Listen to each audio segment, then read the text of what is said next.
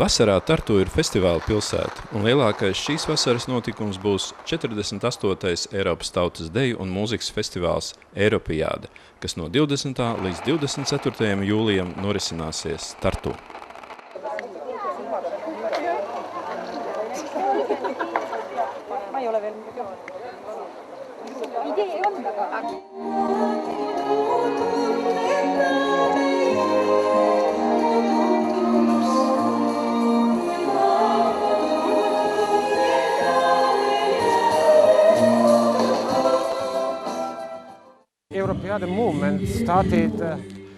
Eiropijādes kustība ir sākusies 1964. gadā, kad visā pasaulē sāka atzimt tautas mūzika, tautas kultūra, tautas deja. Beļģijā nodibināja Eiropijādes starptautisko komiteju, kas ir sabiedriska organizācija un rīko šo grandiozo festivālu dažādās Eiropas pilsētās. Rīgā šās festivāls notika 2004. gadā, bet Lietuvas pilsētā Klaipēdā 2008. gadā. Tartu Eiropijādes festivāls norisināsies no 20. līdz 24. jūlijam, un tajā piedalīsies vairāk nekā 3000 dejotāju un dziedātāju, pārsvarā gan dejotāji. Vislielākais dalībnieku skaits būs no Latvijas, ap 400 dejotāju. Plaši pārstāvēt būs arī Somija, Itālija, Vācija. Tās būs lieliskas dziesmu un deju piepildītas dienas Tartu. Visa pilsēta būs festivāla pārņemta. Dalībnieki dejos centrālajā laukumā, skvēros, ielās. Festivāla arēnā 21. jūlijā notiks grandios festivāla atklāšanas koncerts, un iespējams būs arī noslēguma koncerts 24. jūlijā. Latvija mums ir ļoti tuvu, un visiem, kam patīk tautas kultūra, Eiropijāde ir labs iemesls atbraukt uz Tartu, jo vienlaikus ar Eiropijādi pie mums notiks arī Hanzas dienas. Būs ko redzēt, baudīt un kur piedalīties.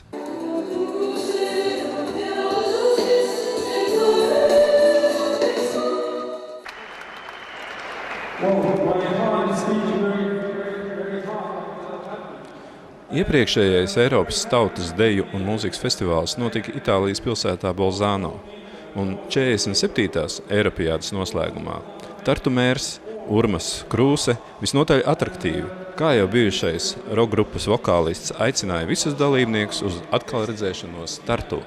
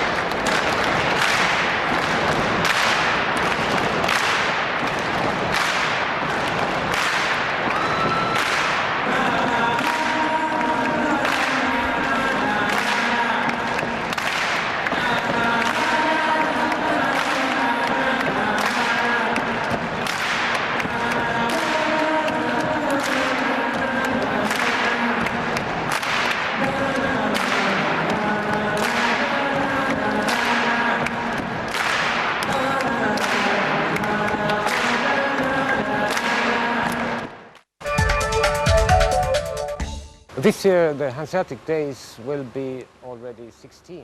Šogad Tartu norisināsies jau 16. Hanzas dienas. Tā ir stipra tradīcija, kas aizsākās ar amatnieku un mākslinieku rīkot lielu vasaras tirgu Tartu. Tāpēc Hanzas dienas pamatā ir liels tirgus, plus dažādi mākslinieciski notikumi, koncerti, izrādes, radošas darbnīcas. Šogad Hanzas dienas norisinās vienlaiks ar Eiropijādi 2011, lielu Eiropas tautas deju un mūzikas festivālu, un abi notikumi labi papildina viens otru. Esmu pārliecināts, ka arī šogad Tartu būs lielisks Hanzas dienas, jo arī laiks būs labs. Nepārāk karsts, taču saulains. 2005. gadā Tartu norisinājās starptautiskās Hanzas dienas, un tas bija ļoti nozīmīgs notikums. Te bija daudz ļaužu no dažādu valstu Hanzas pilsētām, daudz mūzikas, deju, tikšanos.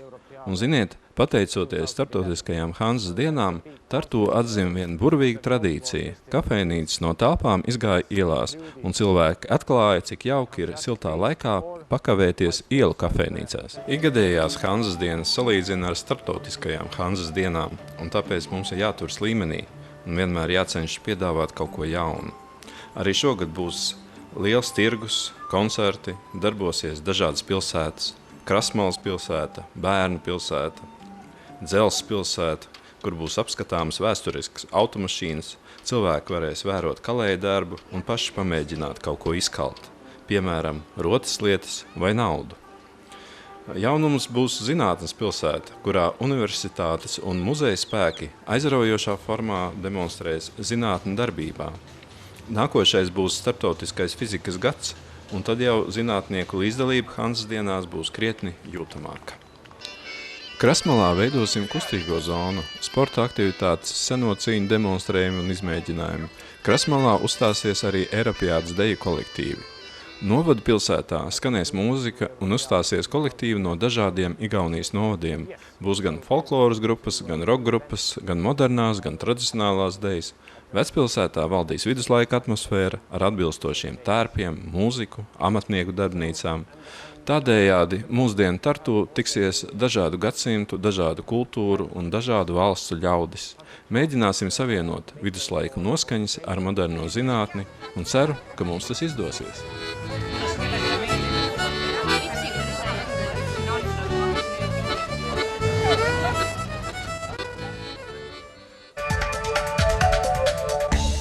Augustā Tartu kļūs par kino pilsētu. Romantiskas filmas skates zem klajas debesis, diskusijas par kino un dzīve kā kino. Tas ir mīlestības filmu festivāls Tartu.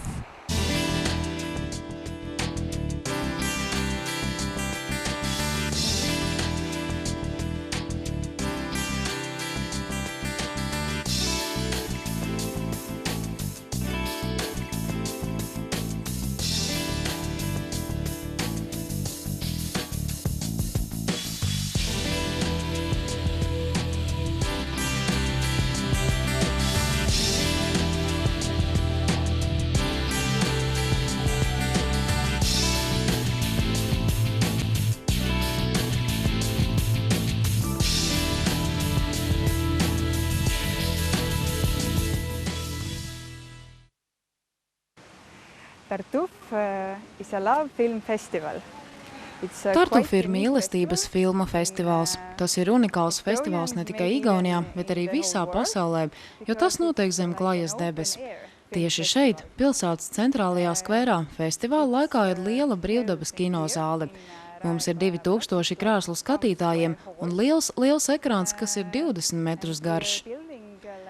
Bet šī nav vienīgā festivāla brīvdabas kinozāle. Ir arī nedaudz mazāka pie senā kultūras centra, kas atrodas dažu soļu attālumā no šejienes. Tur mēs rādām dokumentālās filmas. Tartuf nav tikai filmu festivāls, jo mums ir īpašas programmas ģimenēm, maziem bērniem un vecākiem cilvēkiem. Šeit tiek uzstādīta liela festivāla atbalstītāja Pauliga kafijas telts, kurā bērni var iesaistīties radošās darbnīcās. Notiek arī paneļa diskusijas un koncerti. Katru gadu Tartuf festivālam ir sava tēma. Šī gada tēma ir vide. Tai būs veltītas dokumentālās filmas un diskusijas. Tādējādi dienā var piedalīties diskusijās, bet vakaros līdz pat vēlai naktī tiek demonstrētas filmas. Ir ko dzirdēt un redzēt visu festivāla laiku. Šogad festivāls norisināsies no 8. augusta līdz 13. augustam. Filmu programma vēl pilnībā nav gatava, taču varu pateikt, ka mēs ļoti ceram, ka varēsim parādīt Larsa von Trīra jaunāko filmu Melanholija. Ja mums tas izdosies, tas būs vienkārši lieliski.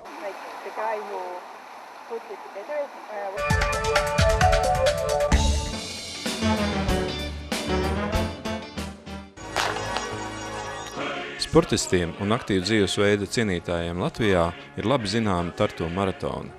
Neapšaubām populārākais ir slēpošanas maratons, kuram jau ir vairāk nekā pusgadsimtu sena vēsture. Tagad Tartu maratona rīkotāji piedāvā sacensību ciklu visa gada garumā, kas ietver slēpošanu, skriešanu, šosejas un kalnu riteņbraukšanu, kā arī skrituļošanu. Par lielo sporta festivālu stāsta kluba Tartu maratons menedžere Epp Pall. Tartu Marathon events, signature events of Tartu City. The first event, Tartu Ski Marathon, started in 1960. Tartu maratona kustība aizsākās ar slēpošanas maratonu, un pirmais maratons startēja 1960. gadā tieši šajā vietā uz upes ledus. Pirmajā slēpošanas maratonā startēja 210 dalībnieki. Šogad piedalījās vairāk nekā 8000 slēpotāji no dažādām Eiropas valstīm.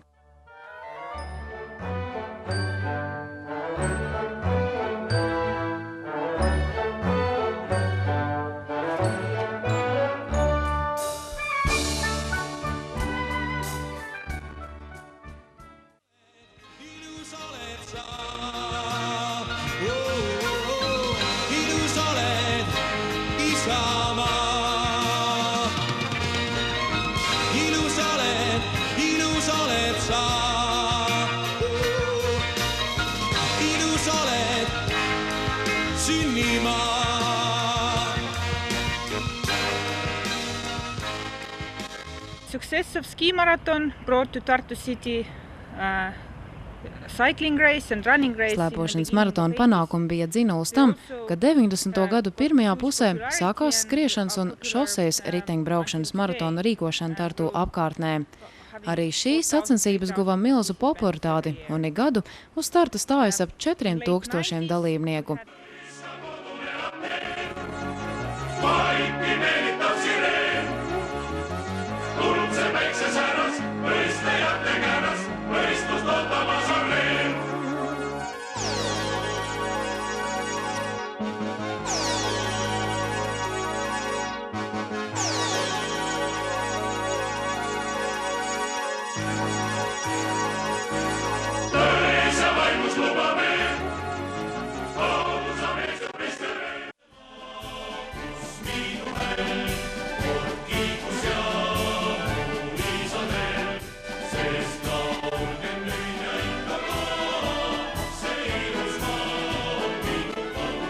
In late 90s, we had additionally one race, it's mountain bike race.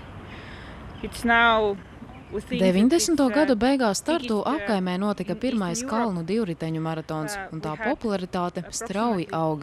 Tā kā Latvijā un Lietuvā kalnu divriteņu sacensības ap gadsimtu miju vēl nerīkoja, bija daudz dalībnieku no Baltijas valstīm. Tartu kalnu divriteņu maratons ir starptautisko sacensību kalendārā, un tagad tajā startē vairāk nekā 5000 dalībnieku.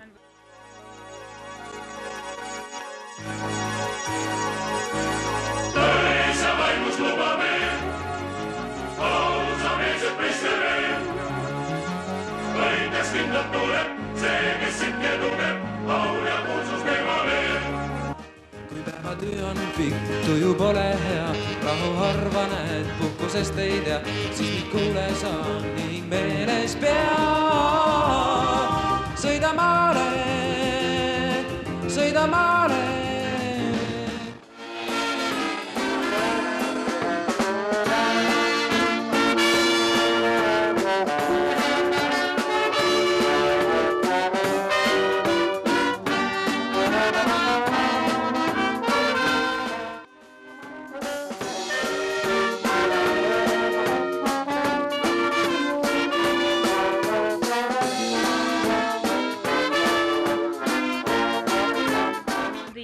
Jaunākais brālis Tartu maratona saimē ir skritujas lidošanas maratons. Šogad augustā tas būs jau 5. maratons, un mēs ar to ļoti lepojamies.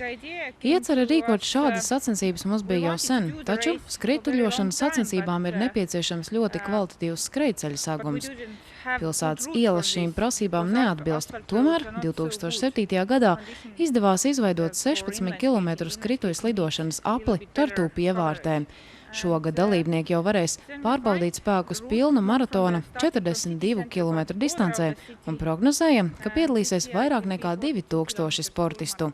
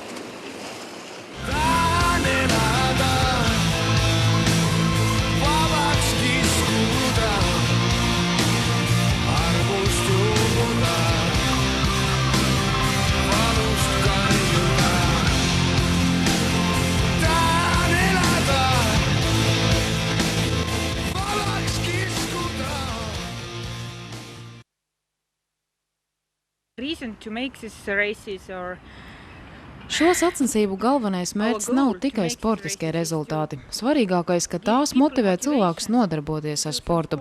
Jo, ja jūs esat pieteicies sacensībām, jums ir nopietna motivācija regulāri trenēties. Diemžēl labie nodomi regulāri sportot ātri aizmirstās, bet ja esat pieteicies maratonam, tad ir jātrenējas. Sacensību trases ir piemērotas dažādas sagatavotības pakāpes dalībniekiem, gan profesionāliem sportistiem, gan aktīva dzīvesveida cienītājiem, gan arī tādas, kuras var pieveikt katra mājasemniece. Arī laika limits, ko var pavadīt trasē, ir pieņemams tādiem dalībniekiem, kam galvenais ir piedalīties, nevis rezultāts. Šīs ir sacensības jebkuram aktīvam cilvēkam.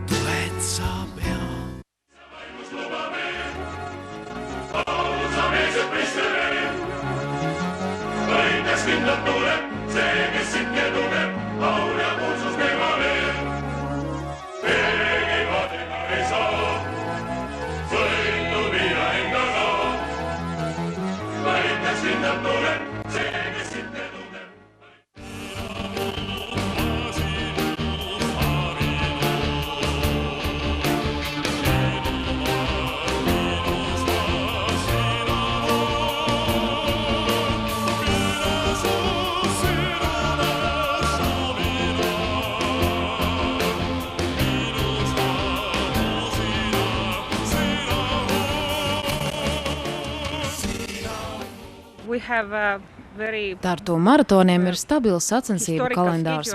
Slēpošanas maratons katru gadu notiek 3. februāra svētdienā. Skriešanas maratons maija 2. svētdienā. Šosejas riteņbraukšana maija pēdējā svētdienā.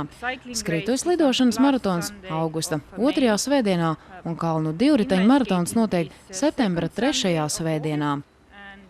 Priecājamies, ka Tartu maratons ir iecienījuši sportiski cilvēki arī no Latvijas. Tradicionāli daudz Latvijas pārstāvi ir slēpošanas maratonā.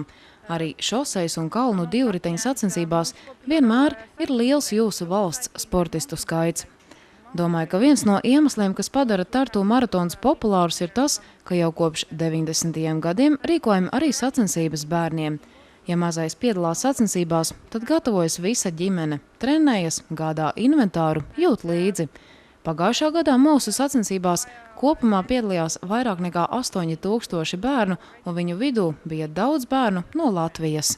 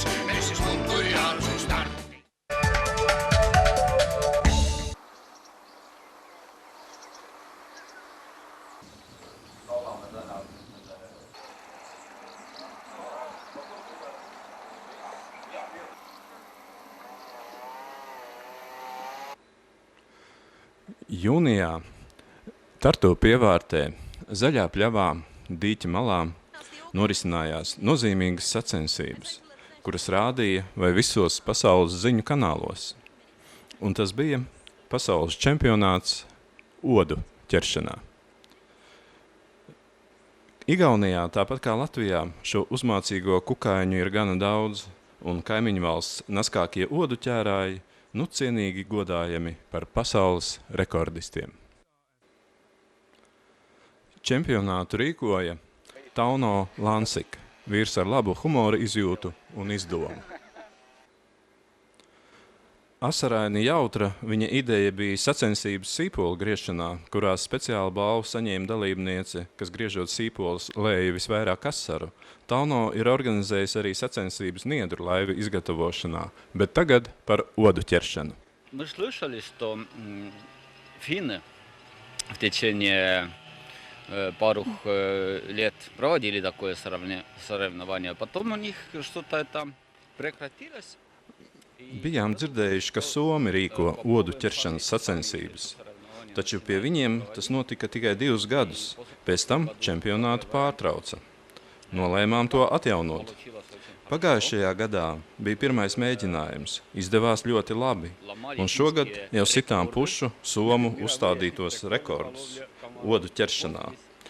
Lūk, man blakus stāv pasaules rekordiste odu ķeršanā, sieviešu konkurencē. 2 minūšu laikā viņa noķēra 18 odus, un tas tagad ir oficiāls pasaules rekords sievietēm. Vīriešu konkurencē rekords ir 24 odi 2 minūtēs. Čempionātā startēja 40 dalībnieku, un tas bija starptautisks, jo piedalījās viens sportists no Krievijas un viens no Somijas, bet pārējie gan bija vietējie. Nākošajā gadā esam iecerējuši rīkot vēl lielāku un vēl starptautiskāku čempionātu. Dzirdēju, ka arī Latvijā notika līdzīgas sacensības, tāpēc izaicinu jūsu līderus odu ķeršanā nākošajā gadā, jūnija sākumā atbraukt pie mums un sacensties ar mūsu odu ķērājiem. Čempionāts būs nopietnas, savu dalību jau ir apstiprinājuši arī Somi un Krievi. Sitīsim jaunus pasaules rekordus. Iespējams, būs dalībnieki arī no citām valstīm, jo gadījās tā, ka mūsu odu ķeršanas čempionātu filmēja televīzijas grupas no Krievijas un Vācijas, un sižetu par mūsu sacensībām rādīja gandrīz visur. Gan informatīvā programma Vremja Krievijā, gan CNN, gan BBC, gan Fox Amerikā, tā kā esam populāri.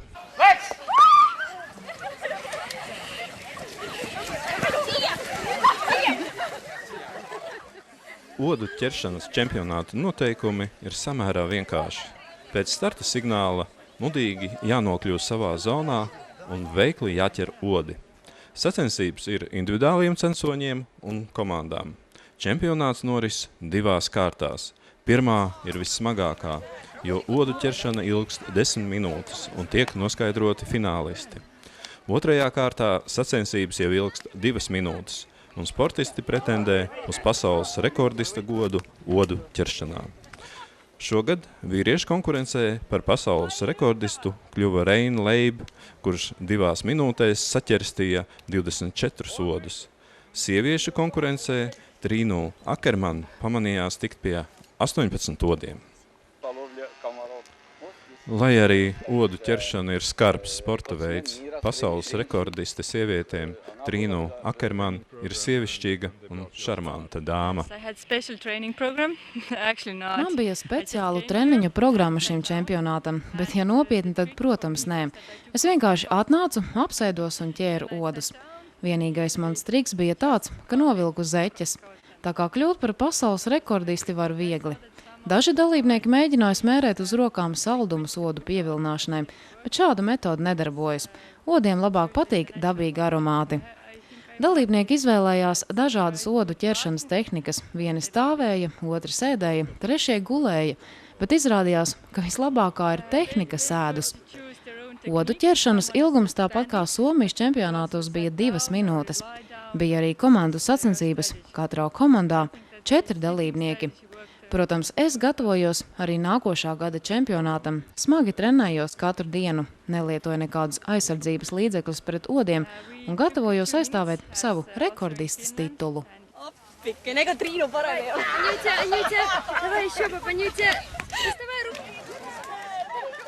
Igauņu piemērs ir labs pamudinājums Latvijas spēcīgākajiem odu ķērājiem kārtīgi trenēties un mēģināt pārspēt kaimiņus. Mūsējie taču arī spēja uzsist pasaules rekordus.